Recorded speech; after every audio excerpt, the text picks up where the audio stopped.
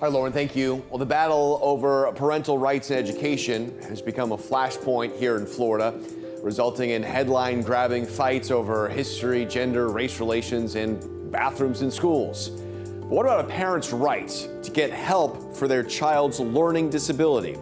Those rights have been on the books for years, but as we explain in this morning's installment of our series, Why Our Kids Can't Read, one Palm Beach County family could not get their daughter the educational support she needed, so they took the nation's 10th largest school district to court. Leah Kapp has always been a bright girl, but from a very young age, Daniel and Nicole Kapp knew there was something off when it came to her reading. During first grade, you read the picture book, and the story would say, and the pony jumped over the fence, and she would read, the horse jumped over the wall. That's because she wasn't really reading. And the Kapps had seen this before. Leah's older brother has dyslexia, and her first grade teacher thought Leah probably did too. Leah's brother was getting help through the University of Miami.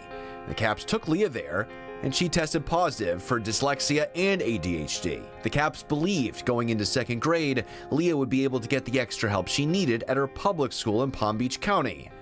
They were wrong. You know, as a parent, I come to them and I trust that they're going to lead me down the proper path. But we found out later they weren't. An evaluator at the school said that Leah was disorganized, unmotivated, and easily distracted. They attributed her struggles in reading to ADHD, not dyslexia. The school district kept saying, no, she's fine. She hasn't failed yet. She's not bad enough. And she came home and she was in tears. She came home crying. She said, they are not going to teach our daughter to read. I said to my wife, I said, they are going to teach our daughter to read. They are going to give her an IEP. An IEP is an individualized education plan. It's a roadmap for a student that is deemed to need specialized instruction and sets goals and lists services that the school district needs to provide by law. If a student needs an IEP and is not given one, a school district could be found in violation of the Individuals with Disabilities Education Act, which states that all children with disabilities, no matter how severe, must be able to have a free public education with services to help their disability. If you as a parent feel your child has a disability, but the school district disagrees, you can fight for an IEP. The Kapps filed a state complaint and hired an attorney, forcing the district to give Leah a full evaluation for dyslexia. What they did in the process of testing her was they stretched that testing out and did it as slowly as they possibly could. When they did get a final report about a year later, again, it said Leah was about average and that her dyslexia was not severe enough for extra help. But parts of the school psychologist's report were missing, and some of the report's findings did not make sense to the Kapps. Now, it completely contradicted the professor at the University of Miami, who basically spent her whole career in reading disabilities and learning disabilities and identification of learning disabilities. Well, something was wrong. The Kapps reached out to the dyslexia expert who created the test that speech pathologist was using, a Dr. Nikki Nelson at Western Michigan University. Dr. Nelson looked at the results from Leah's test and said the speech pathologist must have misread the manual on how to conduct the test. Leah definitely has dyslexia. During the next eligibility meeting with the district, Daniel made sure to bring up Dr. Nelson's claim that the speech pathologist misread the manual and did not administer the test correctly. We thought that through this negotiating process that the school district would relent and say, oh, I guess the world's expert says she has a problem, and the answer was no. The Kapps were beginning to feel like they were not being taken seriously, and that maybe the district was actively trying to keep their daughter from getting an IEP. At one of the meetings, the speech pathologist of the school district, she wore a t-shirt to the meeting. These were all on Zoom, and the t-shirt actually said, I read the test manual too. And she did that to make fun of me. In a later deposition, the speech pathologist testified that t-shirt was not to offend the Kapps, but rather was made for personal inspiration because she had felt intimidated during previous meetings with Daniel.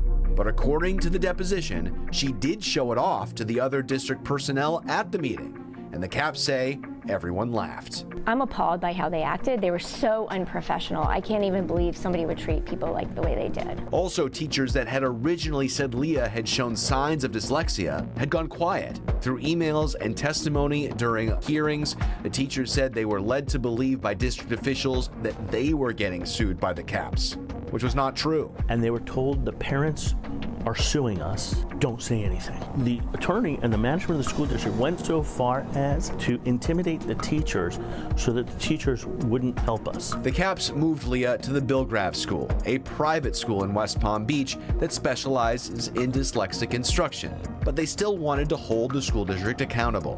And the Caps filed for a due process hearing in the summer of 2021 after a request for mediation failed. The hearing itself happened over the course of 4 days in April of last year, and the judge ruled that the Caps were right and that school officials were treating the meetings and evaluations of Leah as a, quote, mere formality, adding the school staff simply ignored the needs of this student and was condemned to allow the parents to continue to provide the dyslexia interventions the school should have been providing the entire school year. Then, when ordered to go through the eligibility process, the school board doubled down and predetermined the services on the IEP, shutting out meaningful parental input. The judge ordered the district to compensate the Caps for reading services designed specifically for Leah's reading needs and reimburse them for tuition at the Bill Graff School. Would you allow either one of your kids to go to a Palm Beach County School District school after this? No, absolutely not. Not the way they treated us. They were very deliberate and they were very personal, and they really showed me that they absolutely do not care one bit for our child at all. Every kid should have that opportunity, because if you can't read, you can't become a TV anchor, you can't become an astronaut because you have to read and do math, you can't become a doctor, you can't be a lawyer. And so if the school district is not going to help these kids, they're really choosing the winners and losers, and it's sad. It's just sad. Cap's not the only one. Others have fought the district and won, including Ashley Ravillo. She's the advocate that we introduced to yesterday. But Dan Cap tells me they sunk literally hundreds of thousands of dollars into experts and legal fees, and that's obviously something most families can't afford to do. Or should have to do, right, to get their kids the help that they need. Do we know why the district fought the Caps so hard on this?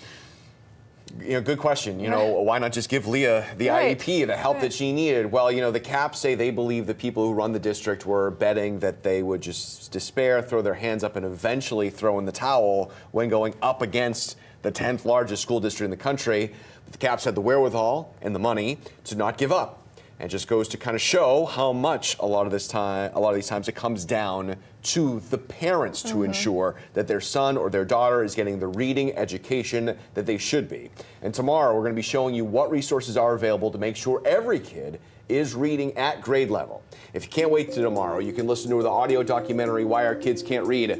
You can listen to all my reporting that you'll be watching this week and a lot more in one place. Just go to CBS12.com, or you can listen on Spotify or Apple Podcasts. Just search for Why Our Kids Can't Read. We'll be right back.